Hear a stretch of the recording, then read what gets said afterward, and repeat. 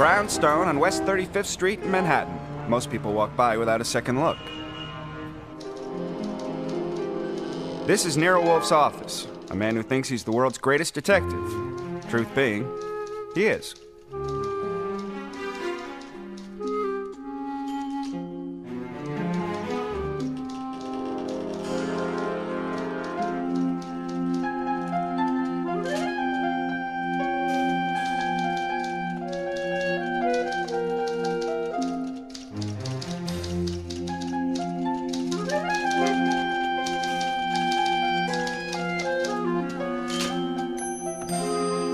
Wolfe is punctual, especially about meals. Breakfast at 8 in his room, lunch at 12:30, dinner at 6:30.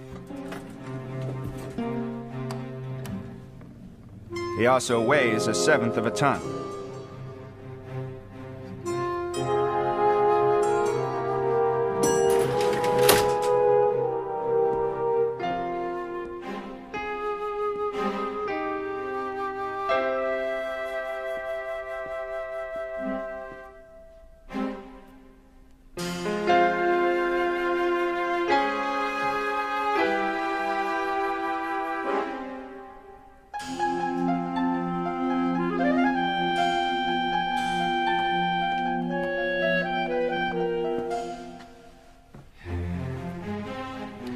Evening.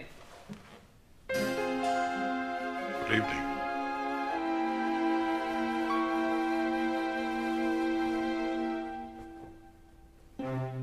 I went to the bank this afternoon. Wow.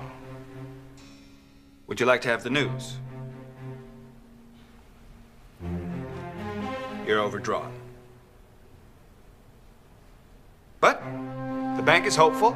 I told them you have a ship coming in.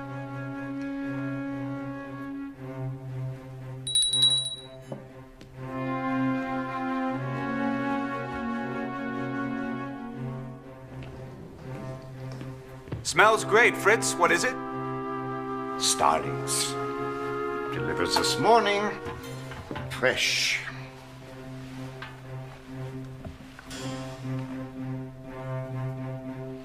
This is sage. No, sir. What do you mean, no, sir? I thought that you might like advance with saffron and tarragon. Remove it. No, you don't understand. This is... No, you did not consult me. To think that without warning, one of my favorite dishes has been radically altered is an unpleasant shock. It may possibly be edible, but I am no use to risk it. Just please dispose of it and bring me 4 coddled eggs and a piece of toast. Fritz! I'll take some.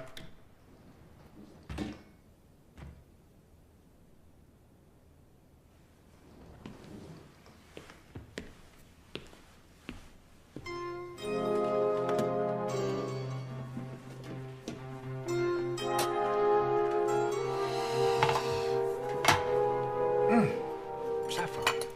Yeah. Really wonderful. Surprisingly a little fat. Thank you, sir. And there's a glaze or something. Oh, where'd you use that? That glaze is a secret, but I can tell you one ingredient. Red currant. Red currant, yes. Yeah. And you like the saffron and tarragon? He doesn't know what he's missing. Thank you, sir.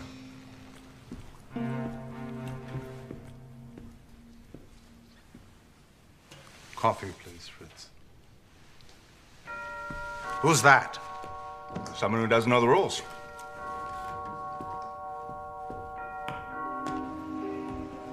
Wrong number. Guess again. You're actually a good one. I gotta see Nero Wolfe. What's your name? Pete. Pete. Got a last name, Pete. Drossos. And what do you want to see Mr. Wolfe about? I got a case. I'll tell him. Now, normally I would run the kid along. Sure, Pete. Come on in. But after Wolfe's childish performance with Fritz, I thought it would do him good to have another child to play with. Right in here.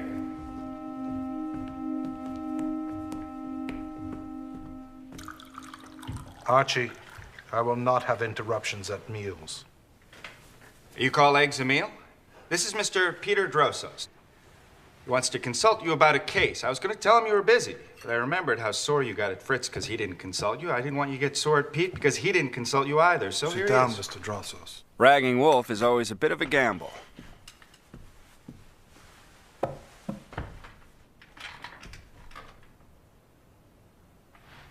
Turn a little more to face me, please. Thank you. You wish to consult me? Yeah, I got a case. I always welcome a case, but timing is a little unfortunate because Mr. Goodwin was going out this evening to see an important billiard match. Now, of course, he'll have to stay here to take down all that you say and all that I say. Happily. Like I said, always a gamble. All right, young Pete, fire away. Nah, I guess it's okay. I'm taking it down. But I gotta watch my hand. This is strictly under the lid. If you mean it's confidential, certainly. Then I'll spill it. It happened about an hour ago. I was at the corner of 35th and 9th, working the white bracket. Please, what is the white bracket? You know when a car stops at the light? You, hop to it with the rag and start wiping the window. Yeah, well, anyway, this caddy stopped for the light. Well, the window was closed, so I couldn't hear her. But she worked her lips. Hell, get a cop. The guy stuck a gun in her ribs, and I got a license plate. Connecticut YY9432. May I see it, please? It's excellent. So what do you think of this case I got? Well, it seems a little hazy. Okay, look, the car was a dark gray 52 Caddy. The driver was a good looker. She had on big gold spiders for earrings. Spiders that legs stretched out like so, right? Pure gold. Pure gold, huh? Yeah, okay, it looked like pure gold. Well, anyway, these people, they had bucks. So I figured, if he kills her and I identify him, I can get the reward if I hang it on him. But that's when I decided I need to come see you because this case is too big for me to handle by myself. So I figured 50-50. What do you say? Archie, you have that license number? Call Mr. Kramer's office and give them that number. Say that you have information that that car or its operator may have been involved in a violation of the law in this city in the past hour and suggest a routine check. Do not be more definite. Say that information is unverified and that inquiry should be discreet. Wait. Who's this Mr. Kramer? A cop? No, he's an inspector. Well, you yourself suggested the possibility of murder, Pete. If there was a murder, there is a corpse. If there is a corpse, it should be found. Unless and until it is found. Where's your case? We have no idea where to look for it. So we'll trick the police into finding it for us. I often make use of them in that way. Archie, of course, you will not mention Pete's name since he doesn't want to be marked. Call Kramer.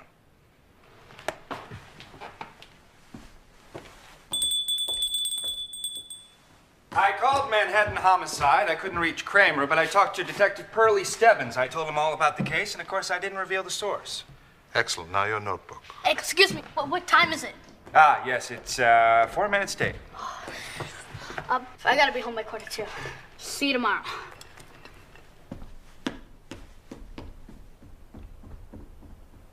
After that, a billiard match would seem pretty dull. But, might as well go. Beer, Fritz. Sir? The next afternoon, Wolfe was having a beer relapse. He was trying to cut down to 2 quarts a day, and it wasn't going very well.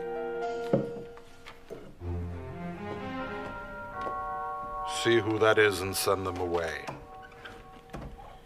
Well, I supposed, of course, it was Pete, but it wasn't. It was Sergeant Pearlie Stebbins of Manhattan Homicide West. Nobody's home. Nuts. I want to see Wolfe and you. All right, this is me. I know that. Now take me to Wolfe. Yesterday evening, you called me about a car, a dark gray Cadillac with Connecticut plates. I told you we had some information, not checked that the car, the driver, the owner was involved in something. I know that. Exactly what was your information and where did you get it? Well, now, you asked me that yesterday. I passed. I still pass. We don't want our informant to be annoyed. Well, he's gonna be. Now, who was it and what did he tell you? Nothing doing, Pearlie. Now, you know damn well this is just a bad habit of yours. Now, if something happened that makes you feel that I should tell you who and what, you tell me what happened and see if I agree. You know how reasonable I can be? A couple of hours ago, car stopped for a red light at the corner of 35th and 9th. A boy with a rag starts wiping the window. As he circles in front of the car, it suddenly jumps forward, runs over the boy, keeps going.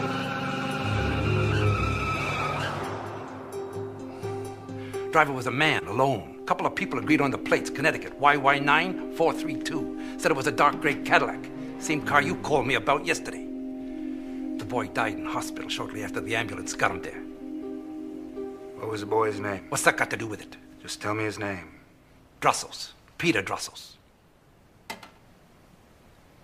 Son of a bitch. Who? The boy? No. Do you tell me, or does he? I wish you luck, Mr. Stebbins. That boy ate at my table yesterday. Yeah? Well, that makes it bad, huh? People got no business running over boys that ate at your table.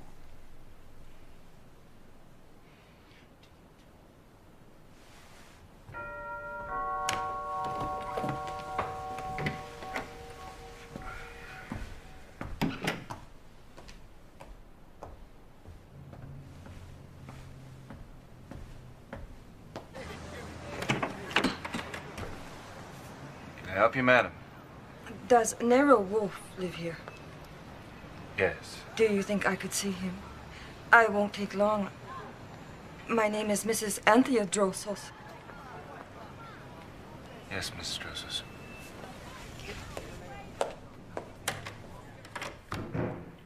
You are Nero Wolfe? I am. And this gentleman? Sergeant Stebbins, homicide. He's investigating the death of your son. My boy Pete would not want me to tell this in front of a cop. I'll be in the kitchen. Archie?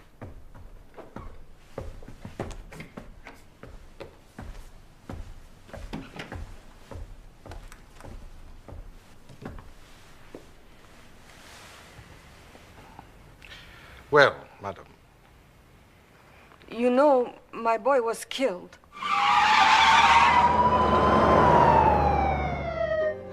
Mom, I'm here, Pete.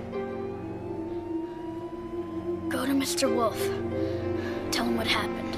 We're almost at the hospital. The can. The can where I keep my money. Give Mr. Wolfe the money. Hold on, Pete. Hold on. Tell him to find the guy that ran me down. Tell him to find. Tell him to find. Here is Pete's money. He made it himself. Do you understand? Yes, I understand. Archie? This way.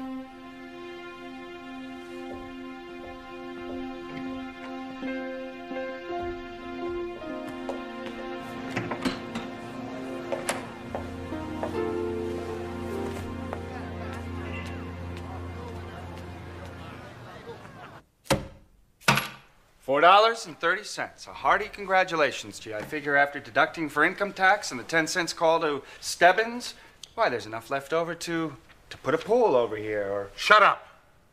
Will you return that to her tomorrow? I will not return it tomorrow or any other day. You know that's impossible. Give it to the Red Cross! No, you give it to the Red Cross.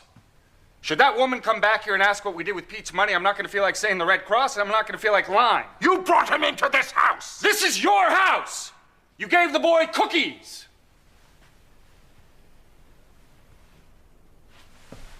You ate a couple of the cookies. What? Nothing. I didn't have a damn single cookie. What? I didn't have a cookie. I did not have a single cookie. Yes, you did. You had a couple of them.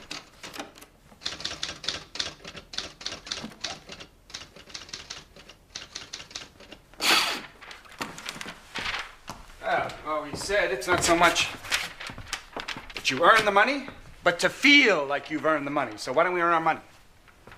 Woman with spider earrings who on Tuesday at the corner of 9th and 35th Street silently asked a young boy to get the police. Please communicate with Nero Wolfe at the address in the phone book. There's enough money there to run an ad in the Mirror, and if not, I'll throw in a few bucks. I regard that as brilliant. We're using Pete's money for Pete. And since there's not a chance in a million there'll be a nibble, it won't expose you to any work or involvement. What do you say? Very well. Tell Cohen it has to appear in tonight's edition. Don't explain. It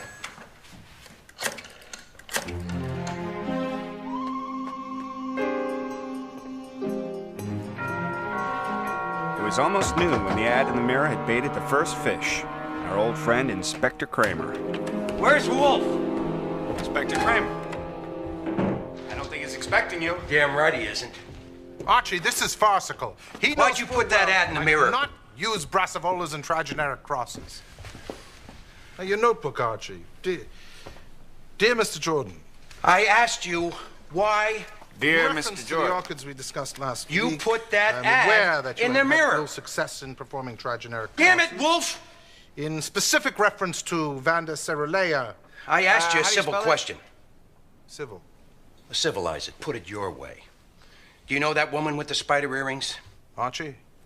I have no idea. Back to the letter. Yes. Please, let's get back to it. You're covering up Vanda something. Cerulea. Or someone. V-A-N-D-A-C-A. Did you ever hear of Matthew Birch? Yes. Oh, so you have. Yes. Would you mind telling me when and where? It's in the newspaper. Here, as reported, the body of a man was found late Tuesday night, or morning rather, in a desolate alley alongside a South Street pier. It is thought a car ran over him. Except for newspaper and radio items connected with his death. Had you ever seen or heard of him? Under that name? Under any name. Not to my knowledge. Go back. Have you got the spelling? All right. Yes, it's V-A-N-D-A-C-A-E-R-U-L-A. Yes. E-A? E-A. E-A? It does not bloom in Do you have any does reason not bloom to in suspect May. or suppose that the man found V-A-N-D-A dead in the alley was doesn't bloom someone in that you May. had I seen don't or get heard it. of in any connection whatsoever? Ah, that's more like it. That settles it. The answer is no. May I ask one? Have you any reason to suppose or suspect the answer should be yes? Well, here's the complication. The car that killed that boy was found on 186th Street, with the Connecticut plate still on it. Technicians worked on it all morning. They clinched it that it killed the boy. Caught tight underneath the car was a piece of cloth the size of a man's hand, torn from the flap of a jacket, worn by a man named Matthew Birch. So, the same car that killed that boy ran over Matthew Birch. You agree? For a working hypothesis, Well, that's the point. You are working on it. You put that ad in. I'll stipulate that I am capable of flummery. That I have, on occasion, gulled and hoaxed you, Inspector, but you know I eschew the crudeness of an explicit lie. I tell you, I have no client in this matter. Now, I'll admit that the evidence that the boy and Matthew Birch Nero Wolfe's being office? killed by the same car is a noteworthy complication. Yes. But that should make things easier for you. Even though the license plate may be useless, surely you can trace the car itself. That would be fine. Yeah, well, we have. It was stolen 4 months ago in Baltimore. It's been repainted twice. Well, that was, interesting. It was a, telephone call in reference to orchids. Thank you, Archie.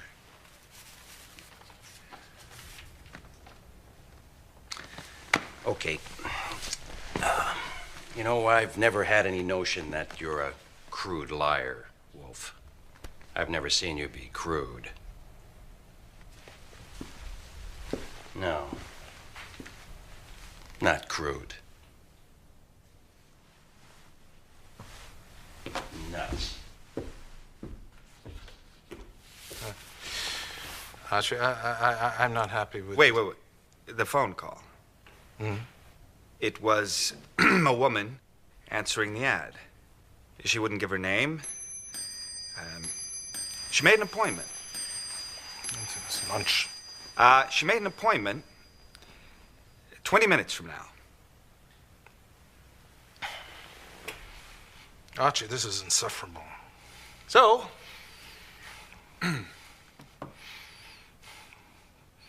Dear Mr. Jordan. dear Mr. Jordan.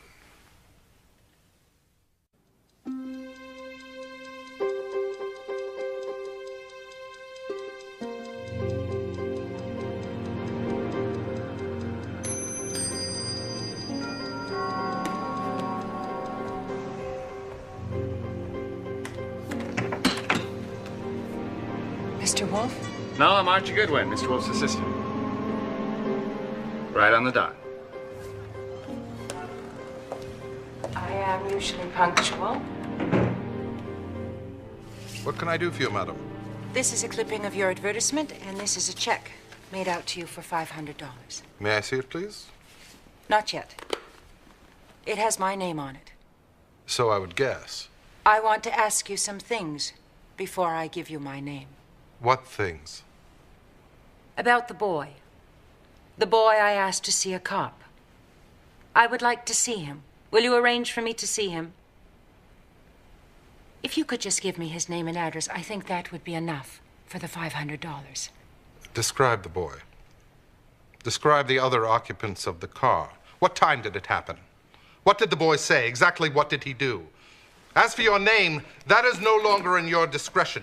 Mr. Goodwin seizes your bag by force if necessary and examines its contents. If you complain, we are 2 to 1. Sit down, madam. I like eyes at a level. Sit down and we'll discuss it. But first, the name.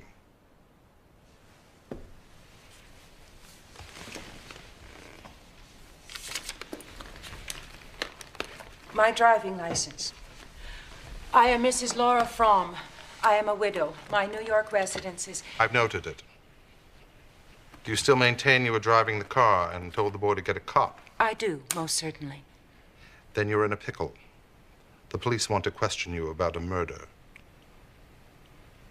Yesterday, a car ran over the boy and killed him intentionally. What are you saying? It was the same car, the one you professed to be driving when you spoke to the boy. I don't believe it. You will. The police will explain to you how they know it was the same car. There's no question about it, Mrs. Fromm. I am not assuming that you were driving the car that killed the boy, but I tell you, merely by being drawn to me by that advertisement and coming rigged in those earrings, you have put your foot in it. And if you stick to it that you were driving the car, you will have fully qualified as a feeble-minded donkey. I was not driving the car. That's better. Where were you Tuesday evening between 6:30 and 7? At an executive meeting for the aid to European refugees. And the following day, Wednesday? Where was I? Same time, 6:30 to 7. What has that got? Oh. That's when he was struck and killed. I was having tea with a friend. Friend's name, please. The friend's name is Paul Kuffner, my publicist.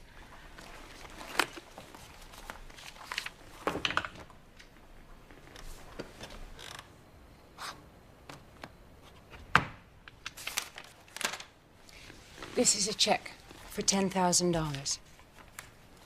I see it is. It's a retainer. For what?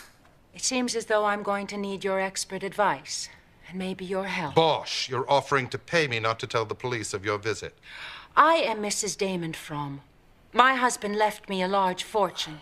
I have position and responsibilities. If you were to report my visit to the police, I would arrange to see the commissioner. So, if you would come to my home tomorrow... I don't go to people's homes. Fine. Then I will come here at noon. Until then, you will not report my coming here. I must see someone. I must try to find out something. If I don't, you may inform the police. If I do, I will need your advice and probably your help. That's what the $10,000 is for. Archie, is she Mrs. Damon Fromm? I would say yes, but I wouldn't sign it. Archie, go to Mr. Cohn's office and ask to see pictures of Mrs. Damon Fromm. Phone me from there. You will stay here with me.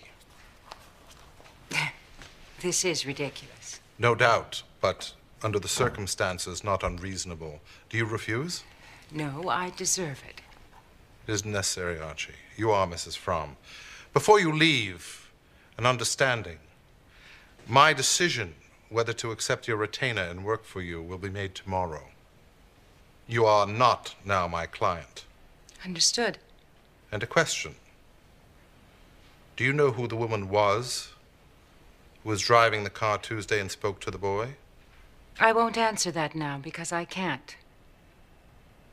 I really don't know. But you think you know? I won't answer it. Have you ever seen or heard of a man named Matthew Birch? No, why? A man of that name was run over and killed by a car Tuesday night. And it was the same car that killed the boy Wednesday. Since the car itself cannot be supposed ruthless and malign, someone associated with it must be. I am warning you not to be foolhardy or even imprudent. Mrs. Fromm extended her hand. Wolfe doesn't usually rise when a woman enters or leaves, but it was lunchtime and the hand was in the way. I walked Mrs. Fromm to the door, spent the rest of the day making sure her check was bona fide.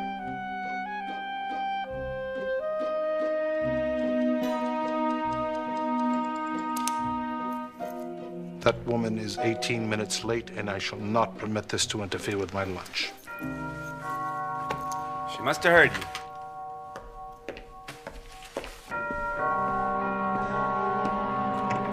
I'm Dennis Horan, counselor at law. I'm James Albert Maddox, also an attorney. There's been a terrible tragedy. We must see Nero Wolfe. Mrs. Fromm's body was found an hour ago. She was apparently run over by an automobile. Is that the reason you've come to see me? Mrs. Fromm was a former friend and client. Not your client. I advised her. Badly. Perhaps it would be well for each of you to tell me, without interruption,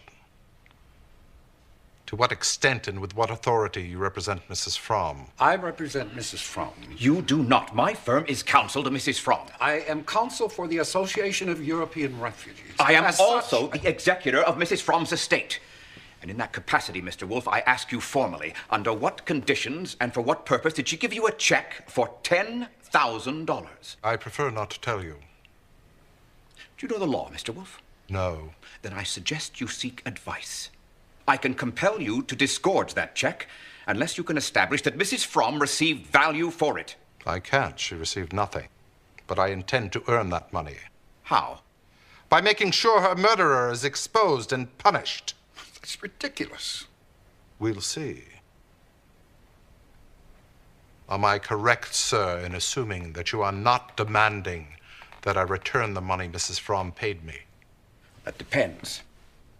Tell me under what arrangement and for what purpose the check was made out, and I will consider the matter. No, sir, I will tell you nothing whatsoever of the conversation I had with Mrs. Fromm. Then you're withholding evidence. Phooey, I will report it to the police. In writing, signed. Archie? And why not to me? Because I'm not a simpleton. Because I have reason to think that the conversation that I had with Mrs. Fromm was one of the links in a chain that led to her death. And if that is so, the person most eager to know what she said to me is probably her murderer. Nonsense. I am not her murderer. That remains to be seen. This is a sham. You're not interested in finding the killer of my client? Excuse me. You're only interested in the $10,000. I'm going to replevy that money. Archie, call Inspector Kramer. Wait a minute. You're making a mistake, Wolfe. You say you want to investigate a murder, yet you have two of the people closest to Mrs. Fromm here in your office, and you chased one of them out. Bosch, will you describe fully and frankly the course and nature of your relations with Mrs. Fromm? Certainly not. If I send Mr. Goodwin to the office of the Association of European Refugees, will you instruct the staff to answer his questions fully and freely? No. Then I have little use for you. Archie, show Mr. Horan to the door. Counselor?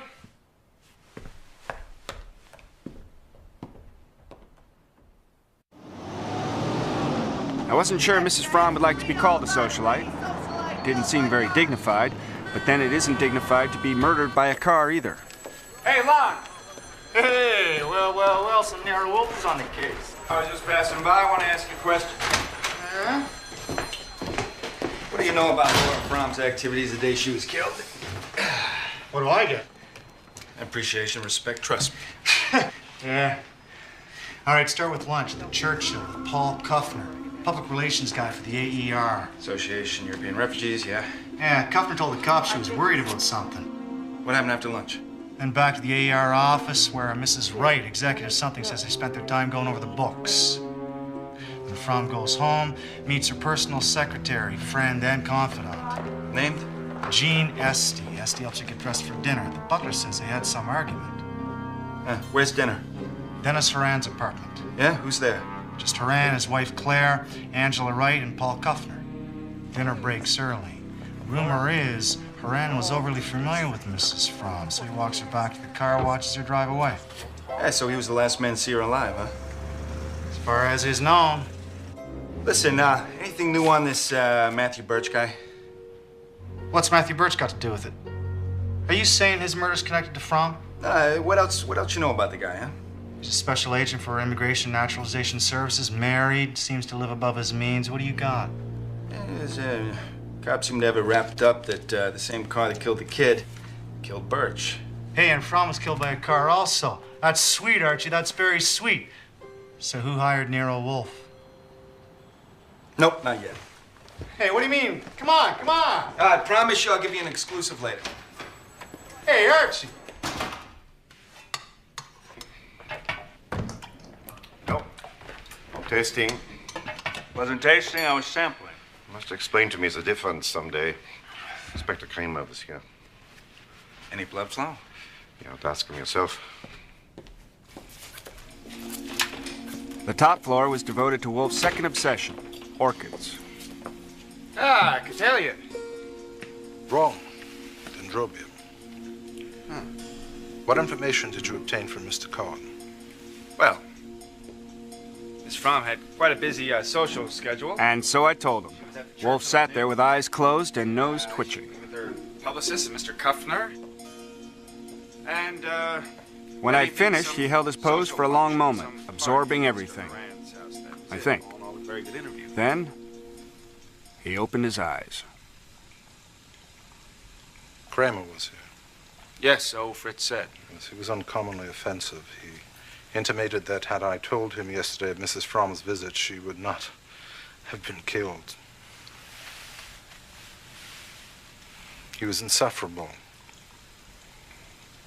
How old is Jean Esty? Lon didn't specify. He thought young. I suppose under 30. Why? Is she comely? No data. Get her and bring her here. Get her and bring her here. Well, that's Nero Wolfe. How was I even going to get to see Jean Esty? I concocted and rejected 4 different plans. Yes? Yes, there seems to be some confusion about the flower arrangements for the funeral. I must consult with Miss Esty immediately. Mr. Goodwin is the name? This way, please. Thank you.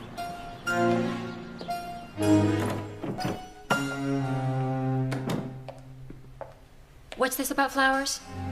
Miss Jean Esty. Yes. What about flowers?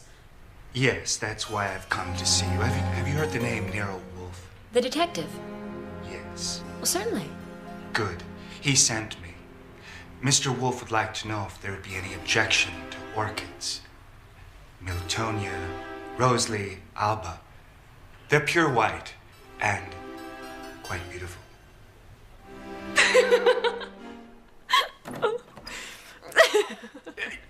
Grief. Grief. Quite accustomed. We have it under control. Thank you. Thank you. You see, what? What started me was the way you're dressed. Oh, it's grotesque. Yes, well, the costume merely got me in. Yes. Yes. I understand. Under false pretenses. And what for? Mr. Wolfe would like to invite you to dinner. Are you aware that Mrs. Fromm gave Mr. Wolfe a check for $10,000 yesterday? Yes, I handle her personal checking account. Ah, did she tell you what the check was for? No. Well, I can't tell you either. But I can tell you that Mr. Wolfe feels responsible for Mrs. Fromm and feels an obligation to investigate her death.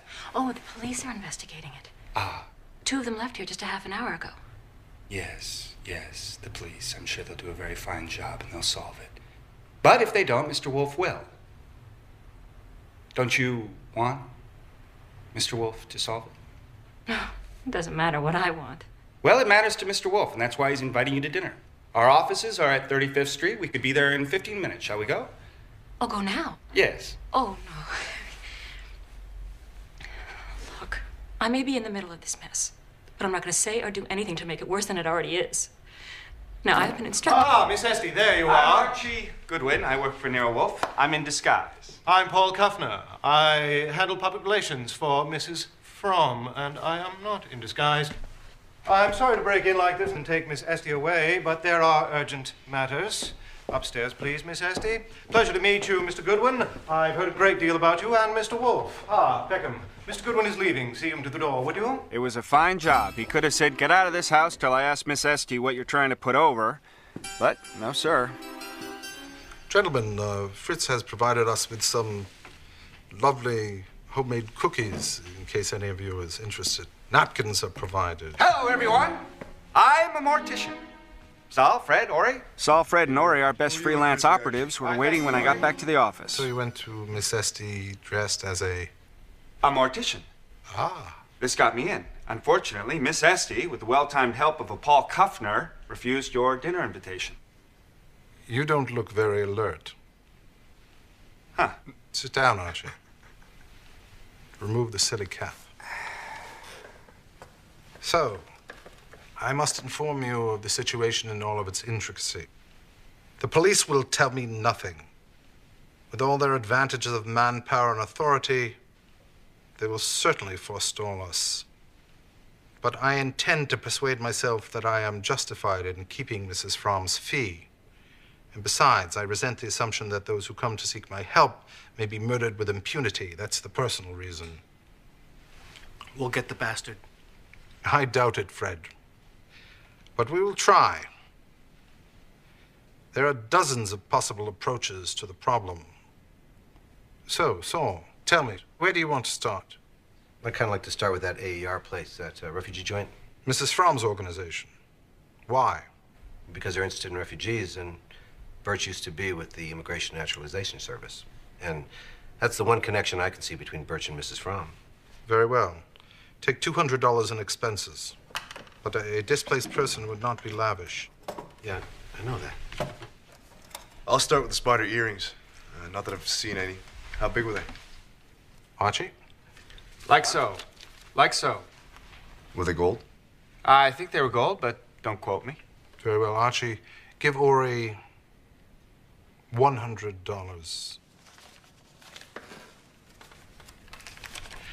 What about you, Fred? Where do you start? The earrings. No, they're covered. Has anyone a suggestion for Fred? We'll think of something. Let's try this. I assume that on Tuesday afternoon, when the woman driver stopped at the corner and told the boy Pete to get a cop, that the man in the car with her was Matthew Birch. What? I don't get that, Mr. Wolfe. Good, then it probably hasn't occurred to the police. Now, I admit that this is extremely tenuous. But later that night, the same car ran over and killed Matthew Birch in a place and manner indicating that it had carried him to the spot. Therefore, since Birch was in the car late in the evening, why not assume that he was in the car early in the evening? Well, because the assumption would be that the man that ran the car with the boy on Wednesday was the same guy who was in the car with the woman on Tuesday. Yeah, because whoever he was, he knew the boy could identify him. Yeah, right, and it couldn't have been Birch because by Wednesday, Birch was dead. That's probably what the police assume. It sounds logical. Fred, you will proceed on my assumption that Birch was in the car with the woman. Try either to validate it or disprove it. Archie will supply you with a photograph of Birch. Archie, could you get photographs of everyone involved? Tomorrow. Do so. And then there's something I want you to do. Thank you, gentlemen. Archie will coordinate your efforts.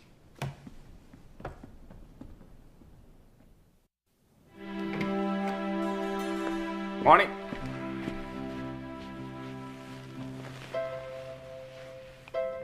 Have you any questions about the instructions I gave you last night? One. It's clear enough as far as it goes, but what am I after? You're stirring them up. You're turning a tiger loose in a crowd. Or if that's too bombastic, a mouse. How will they take it? Will they tell the police? If so, which one or ones? Sure. I see the possibilities. Is there a specific item I should retrieve? No, none. What? You've been eating corned beef. Yes, I have. Yes, I have. I've been eating corned beef. Yeah. Not on the premises.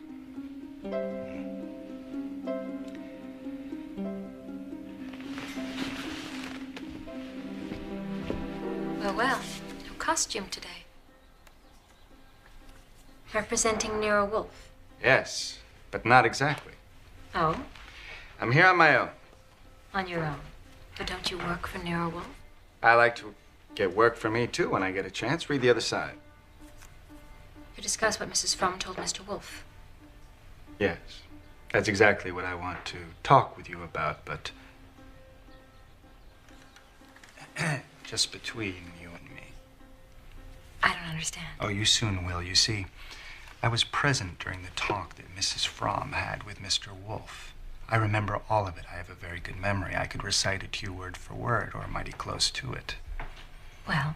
Well, I think you'd appreciate hearing what that talk was. I have reason to believe that you would find it most interesting, and I will recite it to you word for word for $5,000. Oh! Now, I don't expect you to have that kind of money right now. You can pay me this afternoon, but I must be paid in advance. This is incredible. Why on earth should I pay you 5 cents to hear about that talk, let alone $5,000? Why? Well, that would be telling, wouldn't it?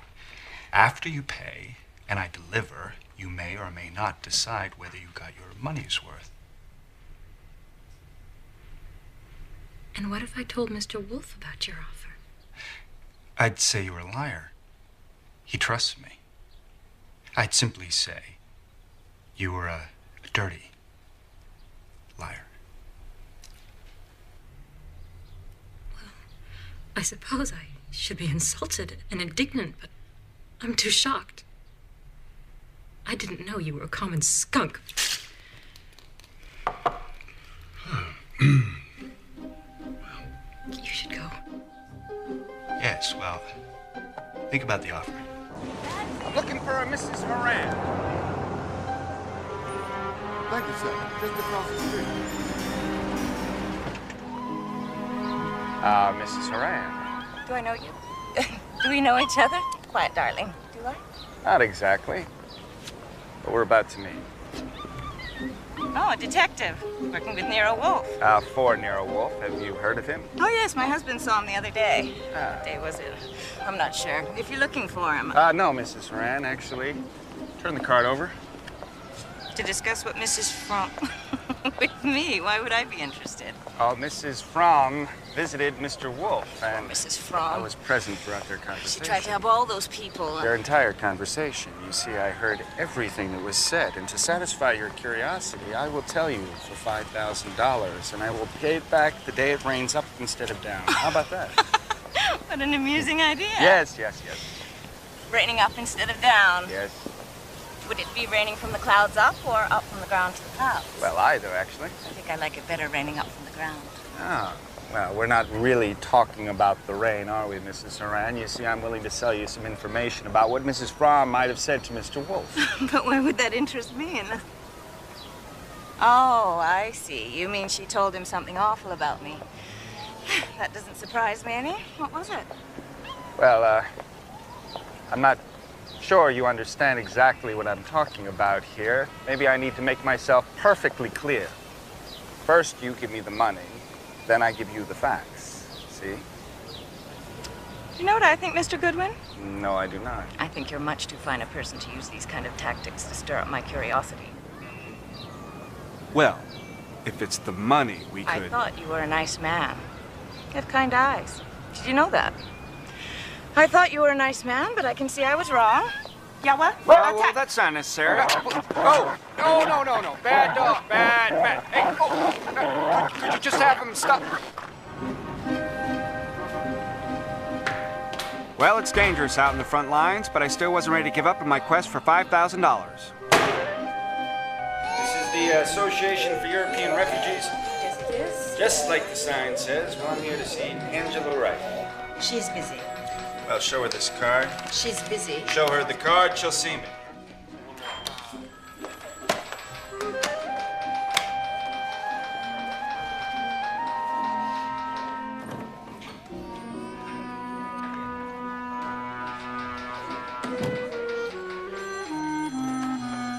Mrs. Wright will see you, corner office. I told you so. You're next, Mr. Heim.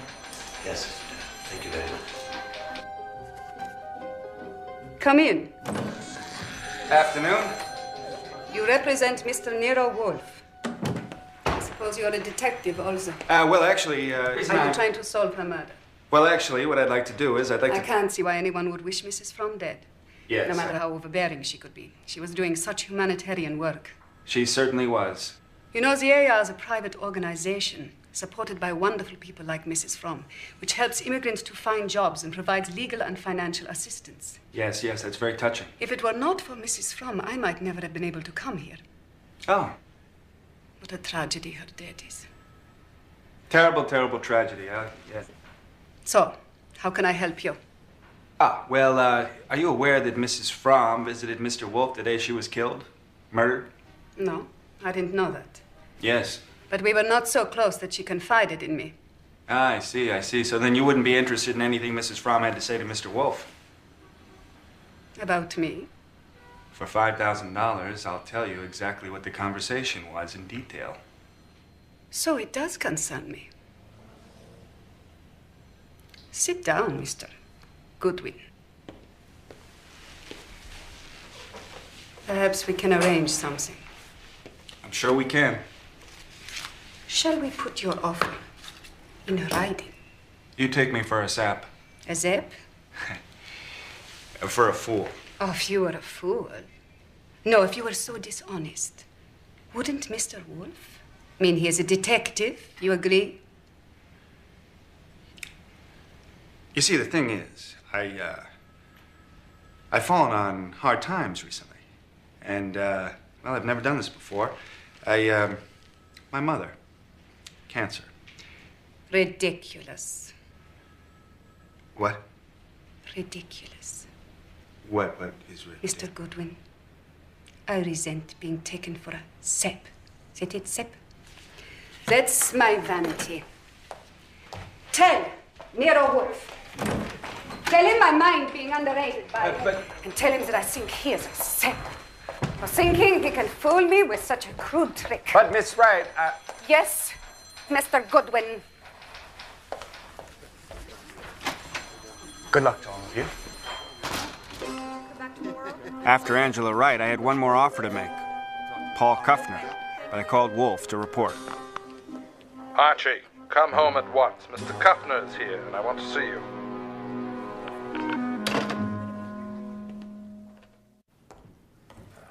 Oh!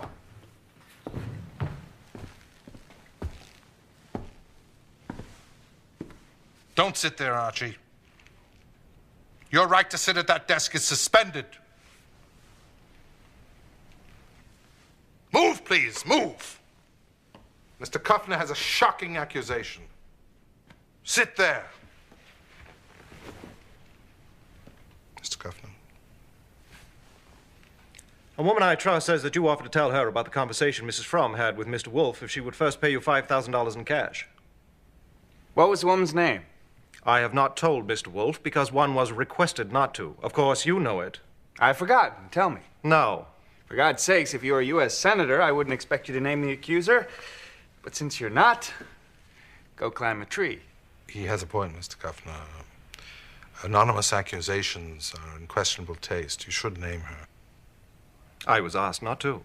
Then I'm afraid we're at an impasse. May I smoke? No.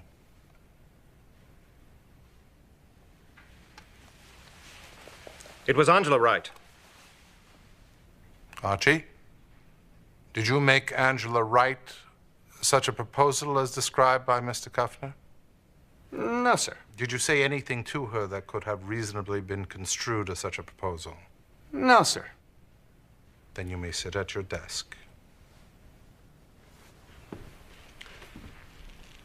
Mr. Kuffner, I'm afraid we're at a dead end. If it is an issue of veracity between Mr. Goodwin and Mrs. Wright, I believe Mr. Goodwin. Yes, you would. Of course. And even if I could prove such an offer was made, where would it get me? Look, Wolfe, we haven't much time. I must get to Mrs. Fromm's funeral. But you should know that my professional function was to give advice to my clients. Mrs. Fromm and the association relied on me to handle their affairs so that their activities would be regarded in a favorable light. I will do anything in my power to see that Mrs. Fromm's reputation is not damaged. And while I see no connection between the association's affairs and her death, I believe it is possible, indeed probable, that there is a connection between Mrs. Fromm's death and a talk with you. Now, if I'm to further my client's interest, I need to know about that conversation. I've tried to talk to the police about it, but they won't tell me, so you must. I'll pay you $5,000 for it. Which is it, Mr. Kuffner, black or white? 5 minutes ago, you were going to report an iniquitous proposal. Now you're ready to be a party to it. An extraordinary ethical somersault. I have the cash with me. No, Mr. Kuffner. I'm afraid to deal with you. You're too agile for me. You can't deny me. You can't. As a representative of Mrs. Fromm's interests, I have the right to demand it. You'll be late to the funeral.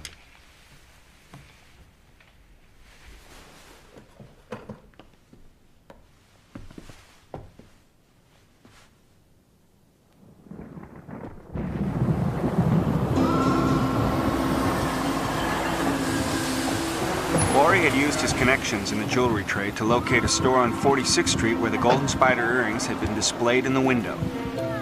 When Ori asked about them, the proprietor clammed up. Now it was up to me to open that clam. Somehow.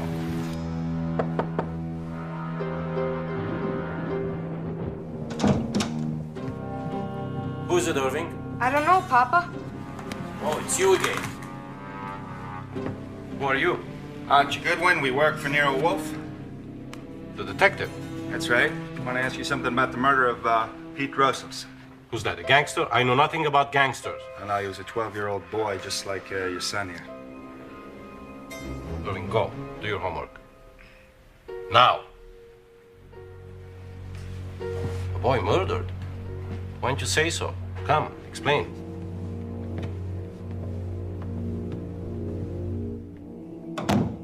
I still don't understand why this boy was killed. And by the same car.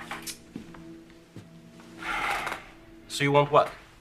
Want to know who bought those earrings? Those spiders? That's right. One of a kind. I gave her a good price. Yeah, how'd she pay? By check. By check? What was the signature? The name? Yeah. It was the woman who was murdered. Laura Fromm. Ah, Laura Fromm. You've been most helpful. Thank you. We're back. We tracked down the earrings. Guess who bought them? Mrs. Damon Fromm. You knew? No, Ori. I was asked to guess. Now I know. Good work, Ori. Saul phoned. He started something, but he's not sure what. Yes, I know. I told you I saw him at the association office. Yes. He calls himself Leopold Heim. Under that name, he has taken a cheap hotel on First Avenue.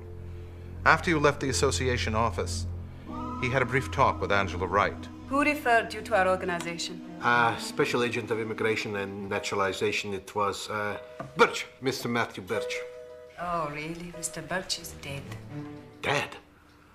Oh, I'm sorry, I didn't know. A few weeks ago, he told me to come here, so here I am. You entered the country illegal. Well, yes and no. Yes. I was told this association would be able to help people like me. The association cannot be an accessory to a violation of the law. No, I understand. No, of course not. I don't know what I should do. Consult with a lawyer. A lawyer? I don't know any lawyers. Here is a lawyer you can trust. Dennis Horan. I have no money. He works for the association. It's a service.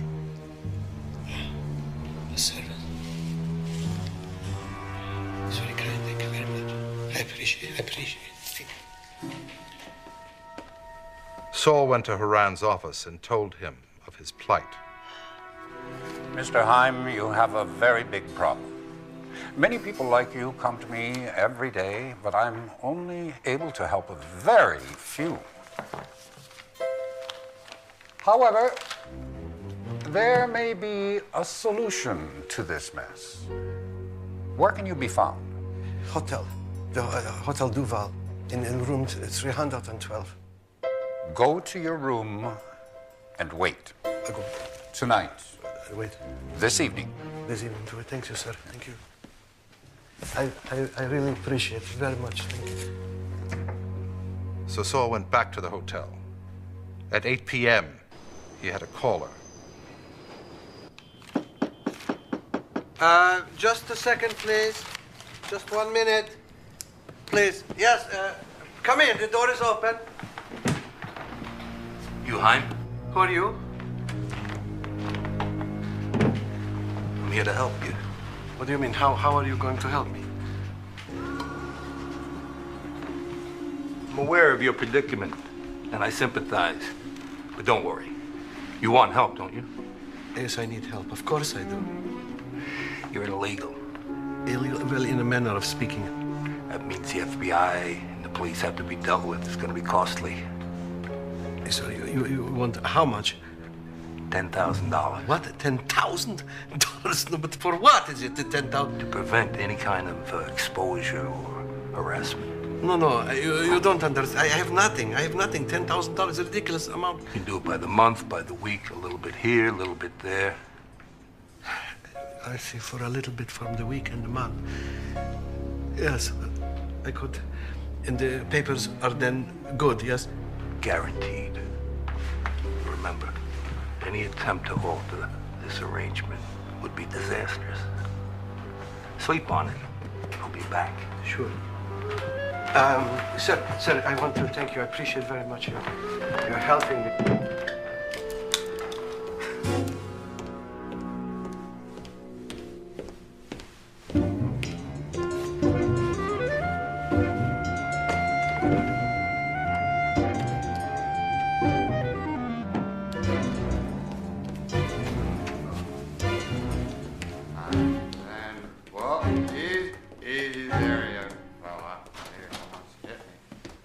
When he left, Saul managed to follow him. The man is now at a restaurant on 3rd Avenue and 14th Street. Saul called from across the street at, well, it was less than a half hour ago. I'll take the sedan and drop Ori at Saul's. And I'll lay back with the car. Nero Wolfe's. Archie, it's Fred. Is the boss there? You ought to hear this. Hey, Fred, it's Fred. Take a taxi, all right? Go to Saul's. It turns out that Fred needs me worse than Saul. I'll come and join you. Go on, Fred. I'm at a phone booth, 9th Avenue, 55th Street. I just found out a lot of new stuff about Matthew Birch. His main hangout was a dump on 9th and 54th, Danny's Bar and Grill. I've been in and out all day asking about Birch, telling people my name was O'Connor and what was eating me, as I've been told that my wife was seen with him in a car last Tuesday afternoon, a dark gray Cadillac. One guy finally told me that there's a guy who can give me the lowdown on Birch, and if I want to see him, come back between 9:30 and 10. Go ahead and play it, but wait till I get there. I'll take the sedan and park across the street. When you see the car, go on with your date. I'll wait in the car until I hear you scream or they roll your corpse out. If you leave with company, I'll tell you. Otherwise, walk along 42nd Street, keep going, and I'll wait until you're loose, and then I'll come get you. You got it? Okay. Anything else, Mr. Wolfe? No, proceed.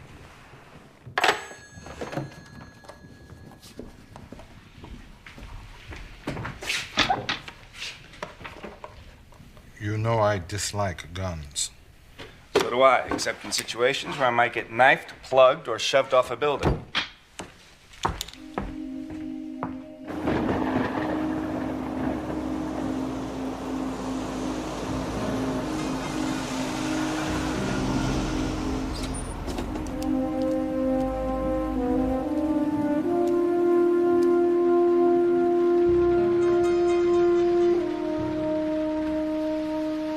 I lay back and waited. I decided to wait half an hour until 10:19, but I didn't have to wait that long.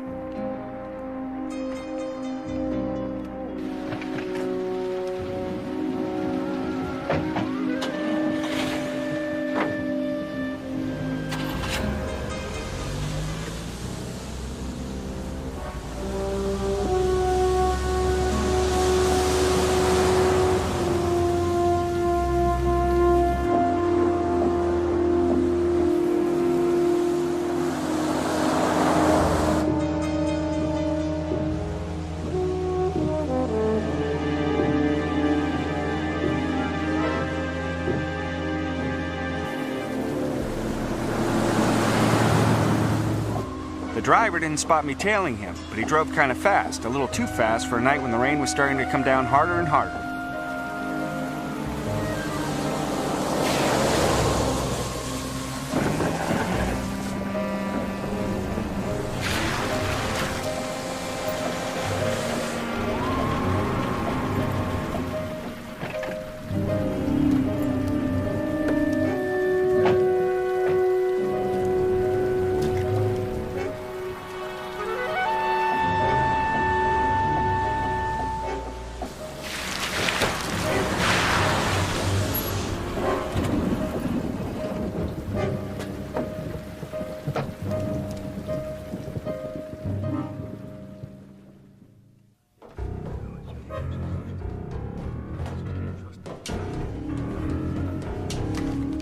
They were talking.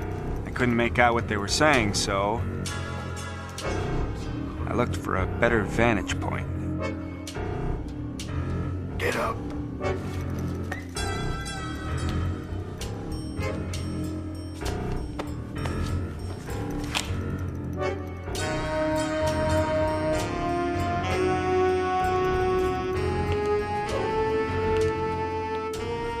You ever been to St. Louis, Missouri? St. Louis, no. Me neither.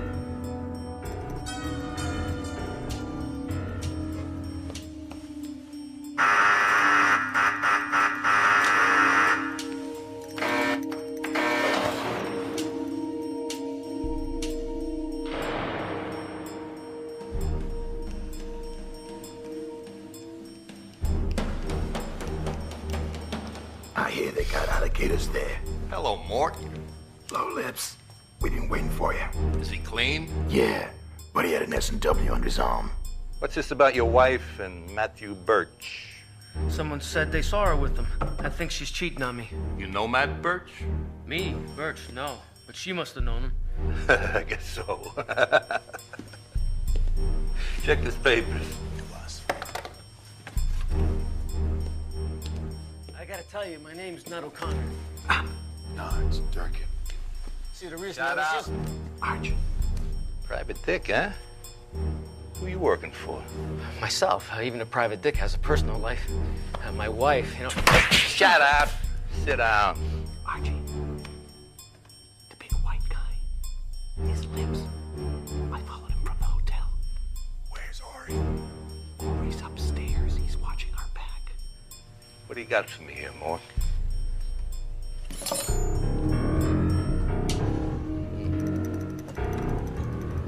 Oh, yeah. Let's get serious now. I want to hear you talk.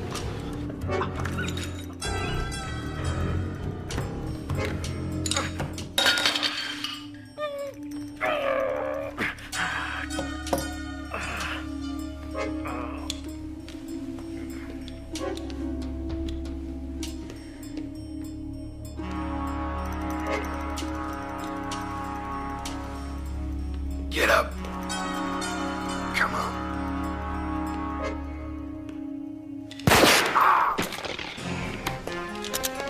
Back up.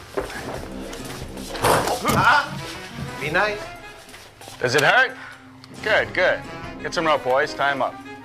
In less than a minute, the thugs were all trussed up, so I looked through their wallets. They were Lips Egan and Mortimer Irvin. And the last entry is Leopold Heim, me. What do you think? A little blackmail? So that's it. Jeez, there must be 1,000 names in this book. Each one paid 10 grand. That's 10 million bucks. Quite a racket, fellas. Do you care to comment? You know, I ought to explain, shouldn't I? I should explain. Yeah. We work for Nero Wolfe, and we disapprove of blackmail, but that's not what we're working on. We're working on a murder. Or should I say 3 murders. So, if I ask you about your racket, it's to get at a murder. See? For instance, was Matthew Birch in with you on this? Ow! Ow! You lousy little rat! Now that that's out of your system, you feel better? Another thing, how much of the cut of the dough was yours and who got the rest? What dough? What dough? Huh. Who gave you the tip on Leopold Heim? Nobody. Tough character. He's very tough, Archie. Let me do a little crisscross on him. Yeah, get his arms. All right. Hey, Fred, move him. Come on. All right, here we go. The crisscross, yeah. Now, I don't know if you've been introduced to this or not. It's a scientific method for stimulating the vocal cords. If and when you decide you don't want to do it anymore, well, there's a phone right there, and you can always call police headquarters. We'll stop the science here, and you can tell them anything you want without interference from us. Or you can answer my questions. Did you see Birch in that car? Huh. Who gave you the tip on Leopold Heim?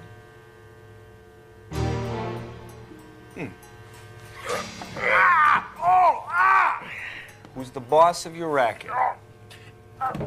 Birch is. Oh, it was. All right, now we're getting somewhere. Now, did you see Birch in the car with a woman last Tuesday afternoon? What woman? What woman? You know, this hurts me more than hurts you. All right, let up. I saw them together, yeah. You saw them together in Birch's car? I don't know whose car it was. Huh? Who's the woman? I don't know her either. All right, who was driving the car? Was Birch driving the car? No, that's what surprised me. She was. Birch wasn't the type of guy to let a dame do the driving. Who gave you the tip on Leopold Heim? I don't know. Oh, no, come on, I'm telling the truth. I got leads in two ways, from Birch and from some woman. What woman? I don't know. Well, how do you know it wasn't a trap? She uses a password. A password, huh? What was the password? Send the spider to the fly. Send the spider to the fly. Spider earrings. Yeah, spider earrings. Hey, very good, Fred. Very, very good. And what number did you call her at? Oh, I never called her. No, she called me. Birch was the contact. Were you expecting anyone?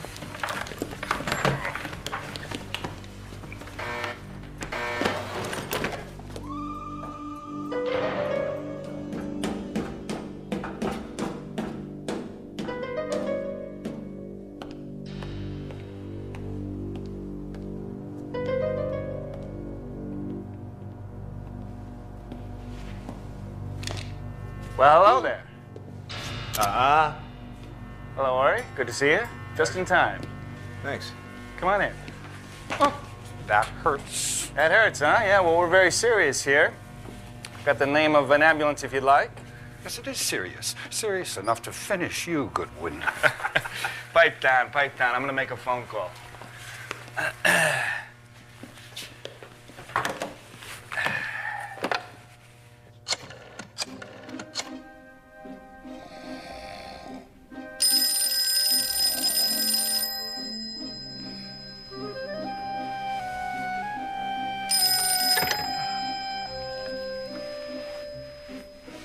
Nero Wolfe. Yeah, I need some advice. I'm asleep. We'll splash some cold And water so on I your filled face him and in. wake up. I talked about Mort, talked about Lips, told him about the notebook with 1,000 names now in my pocket. He could draw his own conclusion. And I told him about Lips' claim that Birch was the boss in the racket, although the orders came from a woman he had never seen, and how Dennis Horan showed up in the middle of all this. This is very satisfactory. Apologized, Mr. Horan. What? Have a heart. He's a lawyer. We won't give him cards to play. Keep the notebook. Mention it to no one. And put it in the safe as soon as you get home. Right. Although it makes me ill to conceive. As Wolfe laid out the rest of the plan, some of it was sketchy, but finally I said I had it and I hung up. These barbarians to my house. Boys, you committed 2 felonies. Assault with a firearm on Fred and extortion on Sal. You'll never make it stick. No, wait. Now, my inclination would to have the cops come down here and take you 2 birds away. But I work for Nero Wolfe, see? So he might think differently. He might want to bring you to his house for questioning. So that's what we're going to do. You have one other choice, which is to go to the cops. Now, I'd be happy to take you down to the station, but that's your only choice. As for you, Mr. Horan, I want to tender our sincere apologies. We were under a great deal of strain because of these 2 characters. Mr. Wolfe would personally like to send his regrets as well. Yes, and I'd like to apologize to you for one other thing, actually. I neglected to introduce you to a Mr. Saul Panzer. Panzer. Yes. Thank you very much for the hint you give me. I appreciate it very much. Otherwise known as Leopold Heim. That's it? All right, now, please go on about your business. But there is, I had this great idea. In fairness to Mr. Egan over here, if we go down to Wolf's house, you might want to be represented by an attorney. And just by coincidence, guess what? There's an attorney in the room, Mr. Dennis Horan. Now, Horan was in a pickle. If Horan deserted them, they might desert him. But to say yes would tie him to them. Ain't it a lawyer's duty to help a guy who's in a jam? So it is, but I'm quite busy right now. Yeah, so am I. Of course. Very well, I'll see what I can do. We'll have to have a talk. All right, let's go, boys. Hey, bring those pliers for a souvenir, Fred. Good morning. Good morning. Hey, take it easy, Fred. Don't kill anybody, all right? How'd everything go? Oh! Good. I took over Fred about 5:30. Fred, you awake? I'm gonna get a coffee. Did you sleep well? Oh, thank you. This is insufferable. Well, then don't suffer it. I told you many times you could leave any point you want. How about us? For you, deluxe accommodations. Your tie is crooked.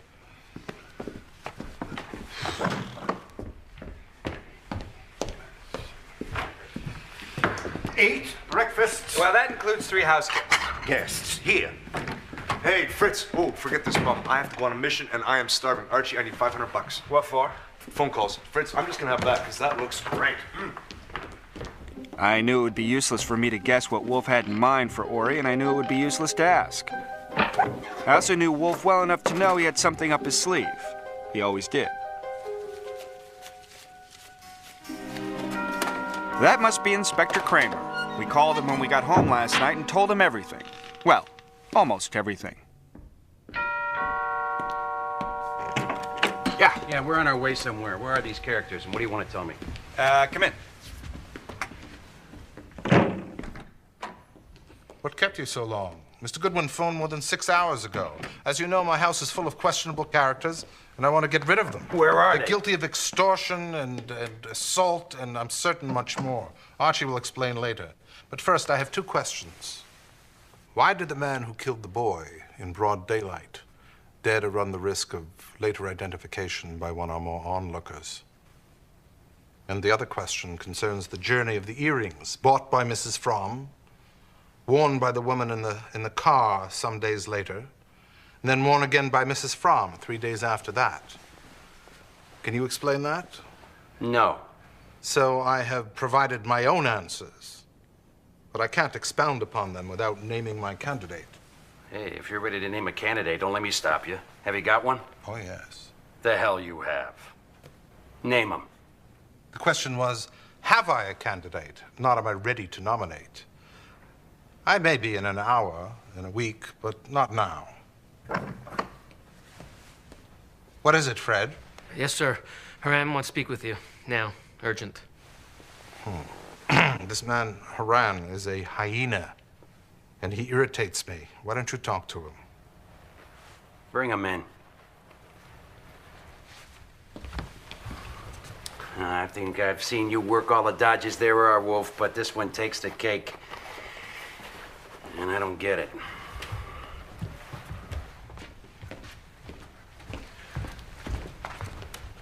Oh. I'm glad you're here.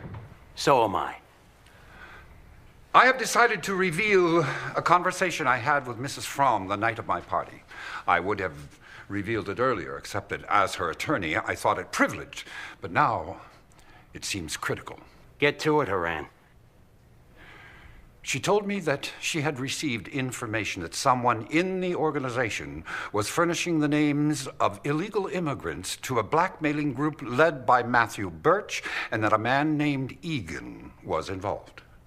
She impressed on me especially the importance of avoiding any scandal that might damage the association. It was so like her, always thinking of others, never of herself. You okay? Yes. Aren't you, Egan's attorney? No. No, that was a mistake. I acted on impulse. I've told him I can't act for him. Pearlie, bring Egan. You realize, of course, that this man is evidently a low criminal. He's in a desperate situation. He's scarcely a credible witness. Yeah. Come on in. Let's take a pew. Aren't you Lawrence Egan? Otherwise known as Lips Egan? Yeah, that's me. And Mr. Horan here says he doesn't represent you anymore. He also says that you're a low criminal and a... That's not what I said! Shut up! One more interruption and out you go. Did you say you wouldn't represent him anymore? Yes or no? Yes. Did you say he was a low criminal? Yes. Then shut up. Have you seen this man before last night? Well? I gotta think. Don't hurt yourself. He also said that you're involved in the blackmail scheme. Yeah, I seen him before last night. I seen him lots, dozens of times. Right, brother?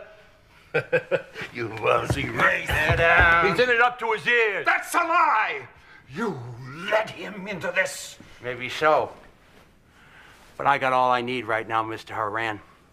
You're being detained as a material witness in a murder and extortion case. Pearlie, get him out of here and take the others with you. Let's go, boys.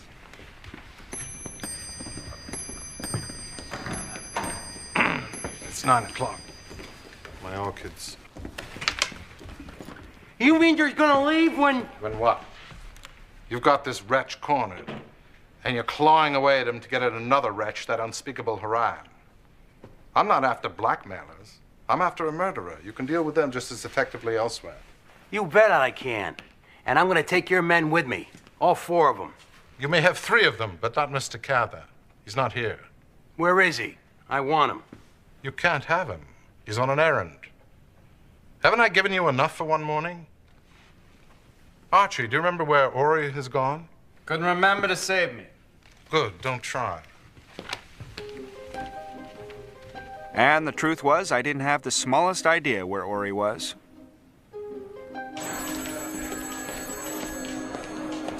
I've never seen as much top brass in one day as I did during the next 8 hours. Finally, they tied up a reasonably accurate statement, and I was sent down to Police Commissioner Walter Neary's office. Howdy, Commish, what's up? So tell me about this deal with Gene Esty. Again. It looks different now. Well, I went over there, I talked to a And few Mrs. people. Horan and Angela Wright. Whose idea was that? Hey, that's you. So Wolfe knew. Well, I'll have to think about that one. That fat son of a bitch. He said he's ready to earn the money Mrs. Fromm paid him to identify the murderer. He wants Stebbins and me. He wants the 5 people chiefly involved. And if that's not enough, he wants 3 or 4 police women, not in uniform. He wants you immediately. He wants Durkin, Panzer, and Egan. And he says we'll be bringing the murderer with us. He's a maniac. Insufferable. Get him down here. He won't come. You bring him. You got a warrant? I'll get it. Commissioner, he won't open his mouth. He'll get out on bail, he'll go home, and he'll do his own inviting. Without us. Well, I'll see you gentlemen later. Always a pleasure, Commish.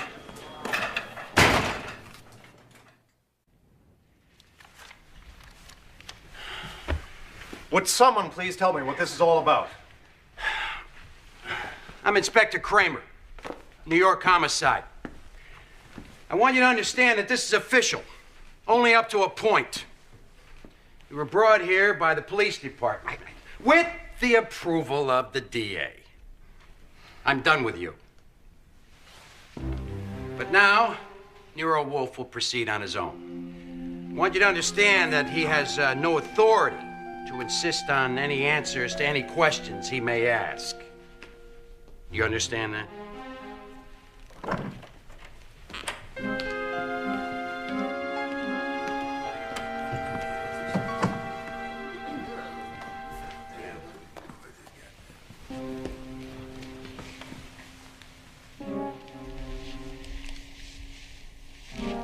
This is a little awkward. I have only seen 2 of you before, Mr. Horan and Mr. Kuffner. Mr. Goodwin has provided me with a chart, but I'd like to check. You're Miss Jean Esty? Yes. Mrs. Angela Wright? Cheer up. Mrs. Dennis Harai? I I don't see the purpose. Mr. Goodwin tells me you have a charming little pet.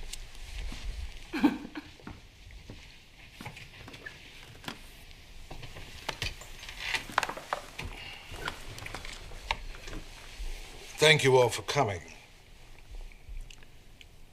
This is the first time I've undertaken to single out a murderer from a group of mostly strangers. It seems a little presumptuous, but let's see.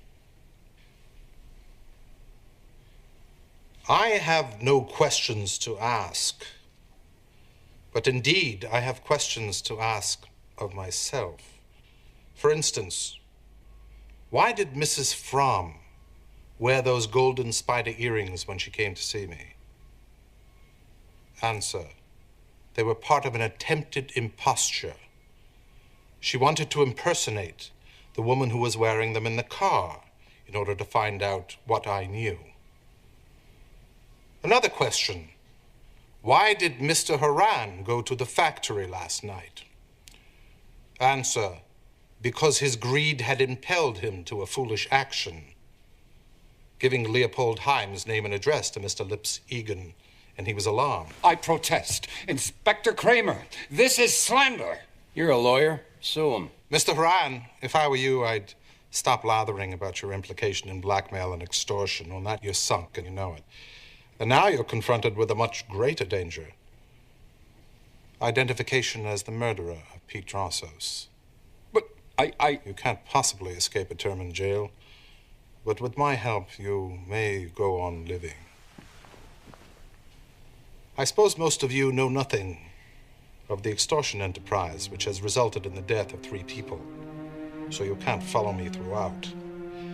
But one of you will most assuredly be able to follow me. Where do I begin? With the golden spider earrings. Unusual and very unattractive.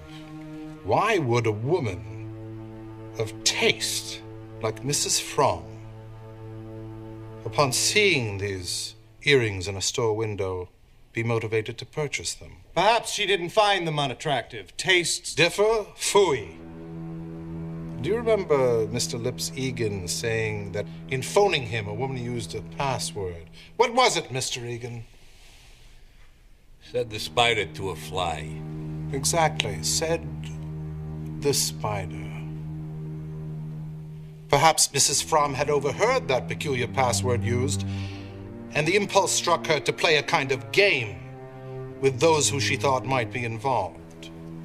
What game? Possibly to see if anyone would respond. What we do know is that a woman wearing those earrings was driving a car with a man and mouthed the words, "Help, get a cop," to a boy named Pete Drossos, and the car suddenly drove off. The next day, the same car, now driven by a man, ran over the boy at a fairly busy intersection. We know it was a man driving because witnesses caught a glimpse of him. So obviously, the driver was the man in the car with the woman the day before. This seemed obvious because this man would be afraid that Pete Drossos could identify him. But that theory was invalidated when I learned that the man in the car with the woman was Matthew Birch. And Matthew Birch had been killed the night before Pete Drossos was run over. So who was the driver? I put myself in his place. I can't expect to kill the boy at my first attempt. I must anticipate driving through that intersection several, or even many times. There will be people around, witnesses. So what do? Wear a mask? A false beard? No. I proceed with my hazardous and mortal adventure dressed in a brown suit and a felt hat. Manifestly, either I am a peerless dunce or I am a woman.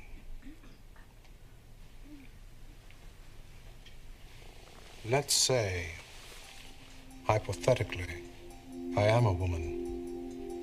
For if I am a woman, many of the complexities disappear, since most of the roles now become mine. I am, let us say, involved in the blackmailing project. I may even direct it. Mrs. Fromm catches wind of it. She becomes suspicious. She asks me guarded questions. She even gives me the spider earrings as a gift to provoke a reaction. I tell Matthew Birch, one of my accomplices, about Mrs. Fromm's suspicions. He insists upon meeting me. He has me drive his car, which is unusual. He suddenly produces a gun and orders me to drive somewhere. Whatever the cause of his hostility, I know his character. I fear for my life. At a corner, the car stops. A boy approaches to wipe my window. His face is close to mine. I mouth the words, "Help, get a cop." Birch prods me and we go. I recover from my panic. Somewhere, sometime, I catch him off guard and attack. I disable him, but I do not shoot him. I have him in the car, helpless and unconscious, and later that night, I drive to a secluded alley, dump him out, run his body over several times, park the car, and go home. I could make up this story. Show me the proof. I intend to. The next day, I decide the boy is a threat not to be tolerated. He may identify me as Birch's companion in the car. So that afternoon, dressed as a man, I get the car from where I parked it and dispatch the boy, ending that possibility. Proof. Proof. Where's the proof? Mrs. Fromm was going to the Haran's apartment for dinner that night. I found her car parked nearby. I hid on the floor behind the front seat, armed with a tire wrench. Haran came down with her, but... Hold it! Hold it! I got him here, but there's a limit. Give me a fact, or we're through. Archie, let them in, please.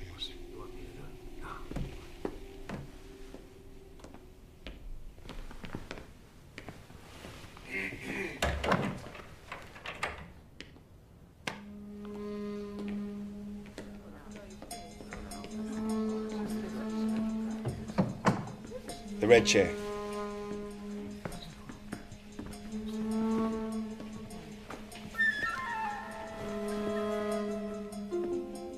My name is Nero Wolfe.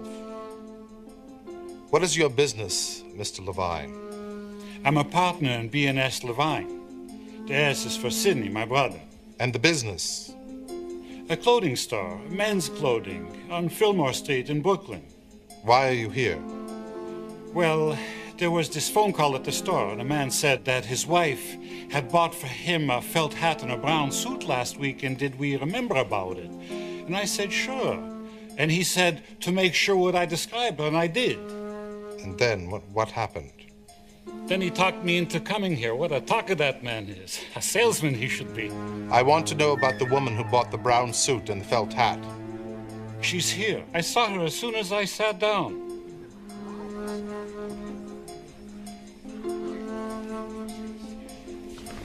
All right, it's a fact. I was a fool. I bought the suit for Claire Haran. She asked me to, and I did it. You bitch! That's a lie! She's a murderer and a liar! Shut up! Shut up! I'll kill you! She was hogging you! All right, Pearlie, get him out of here. She was hogging Get him out of here. Mrs. Haran, too. Get her out of here. I felt I owed Lon Cohen a good shot for his paper. He'd done me some good favors, and now he'd do a few more.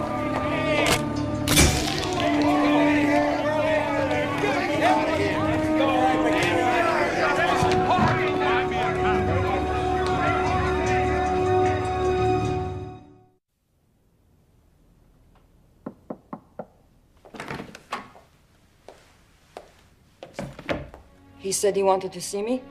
I said that, Mrs. Drossos. Thank you for this. Mrs. Drossos, this is for you. Please, is $5,000. It's half of Mr. Wolfe's fee. You see, Mr. Wolfe and Pete were partners, and he would like you to have that. But I gave him Pete's money. I know, but Mr. Wolfe believes a deal's a deal. But why does he not give it to me himself? Mr. Wolfe is a bit of a coward, you see. Coward?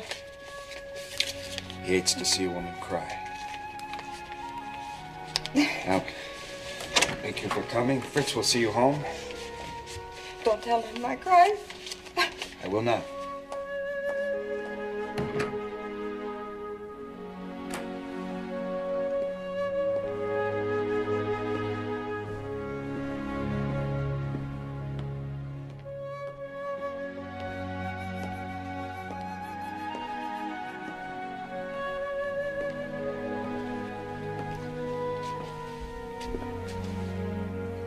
Well, I gave her half of Mrs. Fromm's fee. And she took it? Of course she took it. Did she? Did she? Maybe when she left the house, but not a single tear in the house. Well, that's remarkable, Archie. It's very, very remarkable.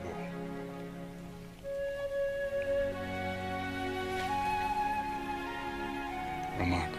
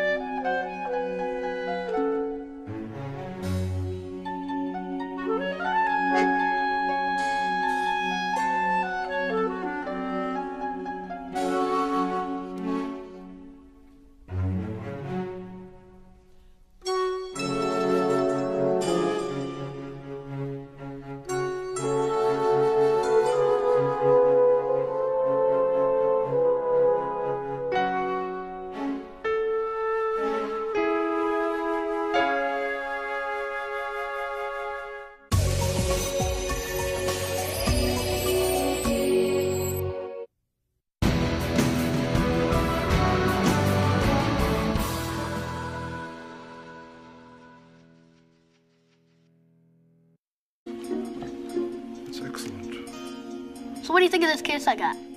Well, it seems a little hazy. Okay, look, the car was a dark gray 52 Caddy. The driver was a good looker. She had on big gold spiders for earrings. Spiders that like stretched out like so, right? Pure gold. Pure gold, huh? Yeah, okay, it looked like pure gold. Well, anyway, these people, they had bucks. So I figured, if he kills her and I identify him, I can get the reward if I hang it on him. But that's when I decided I need to come see you because this case is too big for me to handle by myself. So I figured 50-50. What do you say? Archie, you have that license number? Call Mr. Kramer's office and give them that number. Say that you have information that that car or its operator may have been involved in a violation of the law in this city in the past hour and suggest a routine check. Do not be more definite. Say that information is unverified and that inquiry should be discreet. Wait. Who's this Mr. Kramer? A cop? No, he's an inspector. Well, you yourself suggested the possibility of murder, Pete.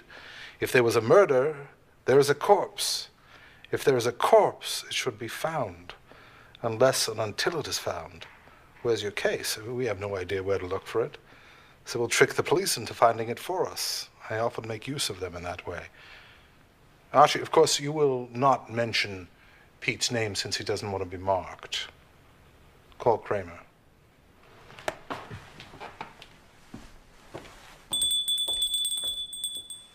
I called Manhattan Homicide. I couldn't reach Kramer, but I talked to Detective Pearlie Stebbins. I told him all about the case, and of course I didn't reveal the source.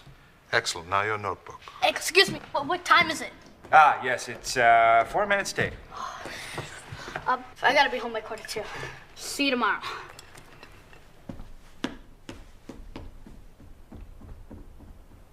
After that, a billiard match would seem pretty dull. But, might as well go. Beer, Fritz. Sir? The next afternoon, Wolfe was having a beer relapse. He was trying to cut down to 2 quarts a day, and it wasn't going very well.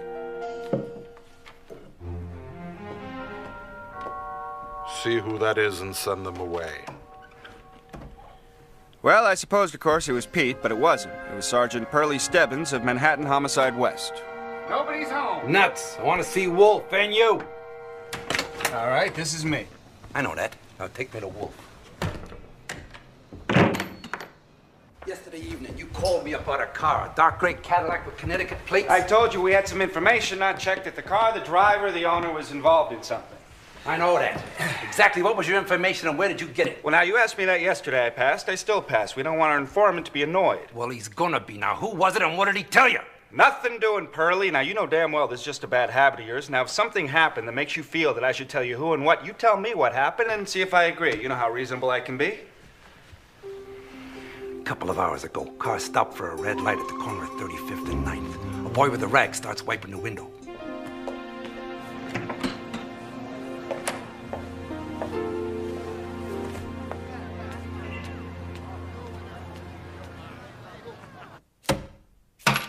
$4.30. A hearty congratulations to you. I figure after deducting for income tax and the 10 cents call to Stebbins, why, there's enough left over to put a pool over here, or... Shut up! Will you return that to her tomorrow? I will not return it tomorrow or any other day. You know that's impossible. Give it to the Red Cross! No, you give it to the Red Cross.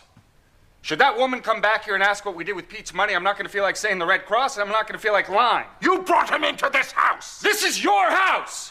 You gave the boy cookies!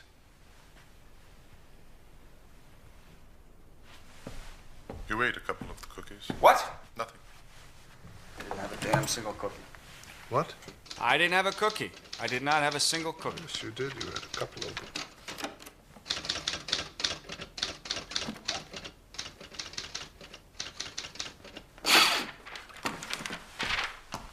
Well, he said it's not so much that you earn the money, but to feel like you've earned the money. So why don't we earn our money? Woman with spider earrings who on Tuesday at the corner of 9th and 35th Street silently asked a young boy to get the police. Please communicate with Nero Wolfe at the address in the phone book. There's enough money there to run an ad in the Mirror, and if not, I'll throw in a few bucks. I regard that as brilliant. We're using Pete's money for Pete. And since there's not a chance in a million there'll be a nibble, it won't expose you to any work or involvement. What do you say? Very well. Tell Cohen it has to appear in tonight's edition. Don't explain. It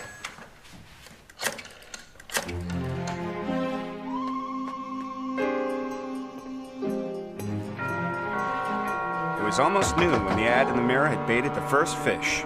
Our old friend, Inspector Kramer. Where's Wolfe? Inspector Kramer. I don't think he's expecting you. Damn right he isn't. Archie, this is farcical. Why'd you put that ad in the Mirror? I do not use brassavolas and trigeneric crosses.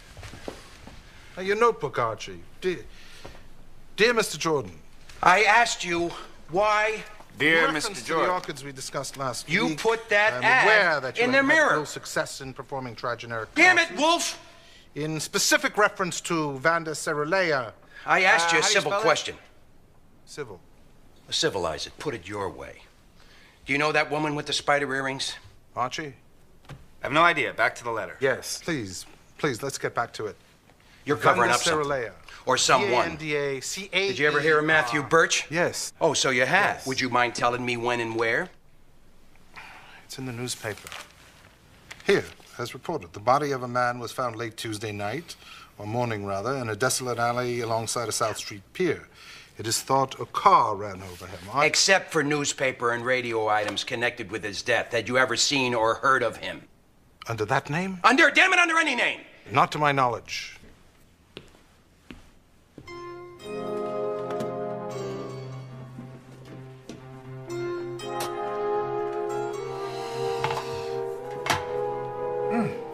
Saffron. Yeah. Really wonderful. Surprisingly a little fat.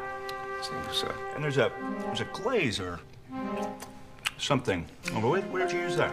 That glaze is a secret, but I can tell you one ingredient. Red currant. Red currant, yes. Yeah. And you like the saffron, Interrogo? He doesn't know what he's missing. Thank you, sir.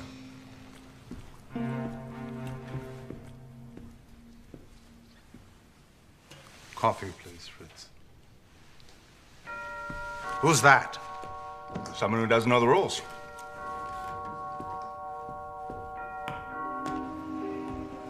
Wrong number. Guess again. You're Archie Goodwin. I gotta see Nero Wolfe. What's your name? Pete. Pete. Got a last name, Pete?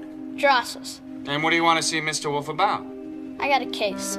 I'll tell him. Now, normally I would run the kid along.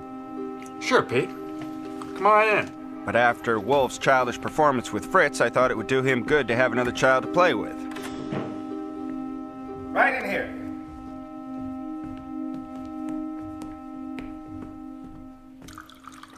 Archie, I will not have interruptions at meals.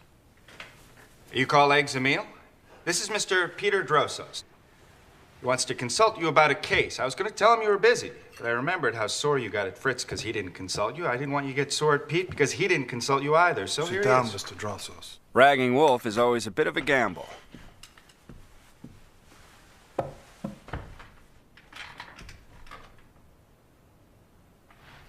Turn a little more to face me, please. Thank you. You wish to consult me? Yeah, I got a case. I always welcome a case, but timing is a little unfortunate because Mr. Goodwin was going out this evening to see an important billiard match. Now, of course, he'll have to stay here to take down all that you say and all that I say. Happily. Like I said, always a gamble. All right, young Pete, fire away. Nah, I guess it's okay. I'm taking it down. But I gotta watch my hand. This is strictly under the lid. If you mean it's confidential, certainly. Then I'll spill it. It happened about an hour ago. I was at the corner of 35th and 9th, working the white bracket. Please, what is the white racket? You know when a car stops at the light? You, hop to it with the rag and start wiping the window. Yeah, well, anyway, this caddy stopped for the light. Well, the window was closed, so I couldn't hear her. But she worked her lips. Hell, get a cop. The guy stuck a gun in her ribs, and I got a license plate.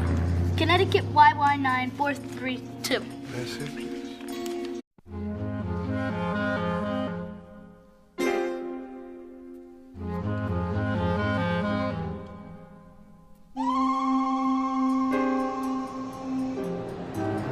A brownstone on West 35th Street in Manhattan. Most people walk by without a second look. This is Nero Wolfe's office, a man who thinks he's the world's greatest detective. Truth being, he is.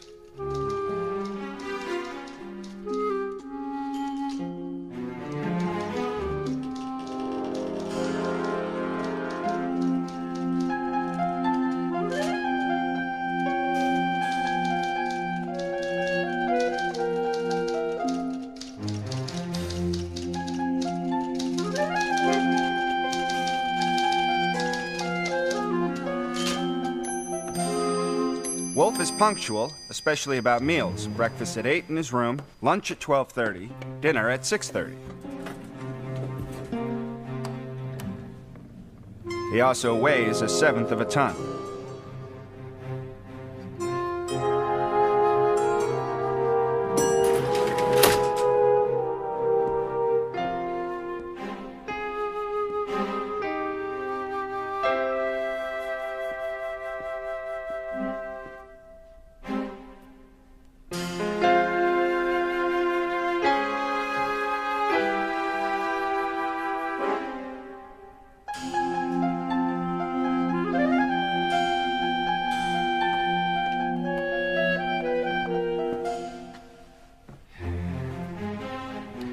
Evening. Good evening.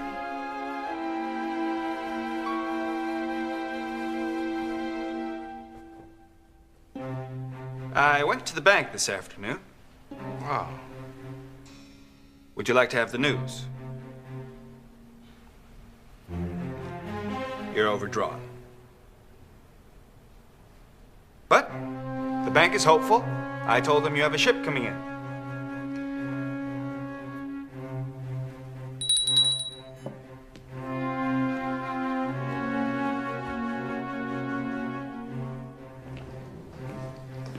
Smells great, Fritz. What is it?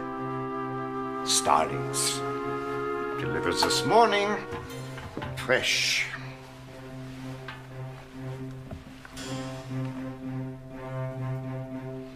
This sage?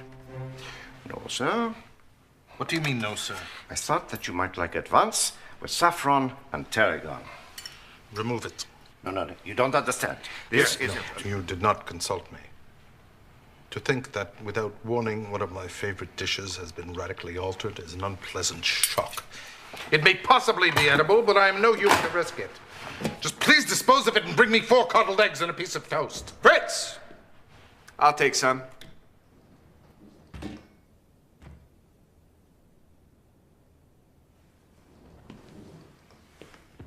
As he circles in front of the car, suddenly jumps forward, runs over the boy, keeps going.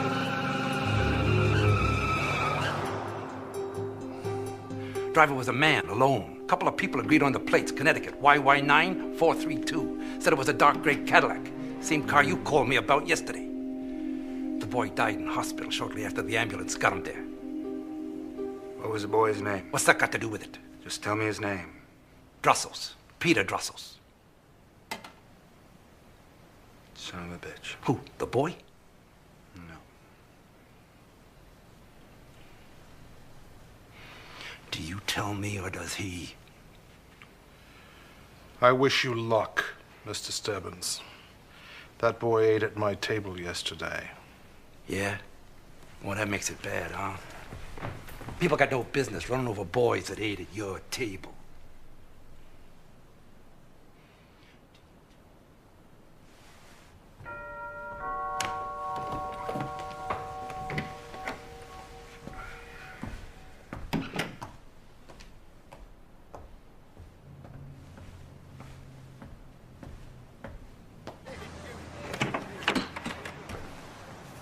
Can I help you, madam?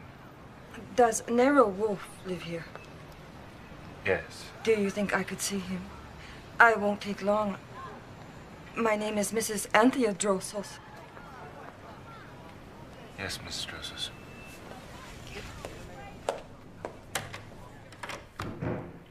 You are Nero Wolfe? I am. And this gentleman? Sergeant Stebbins, homicide. He's investigating the death of your son. My boy Pete would not want me to tell this in front of a cop. I'll be in the kitchen. Archie?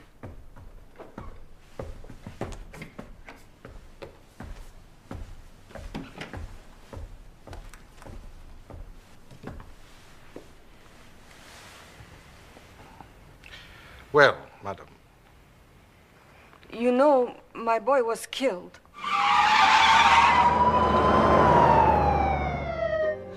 Mom? I'm here, Pete. Go to Mr. Wolfe. Tell him what happened. We're almost at the hospital. They can where I keep my money. Give Mr. Wolfe the money. Hold on, Pete. Hold on. Tell him to find the guy that ran me down. Tell him to find. Tell him to find. Here is Pete's money. He made it himself. Do you understand? Yes, I understand. Archie?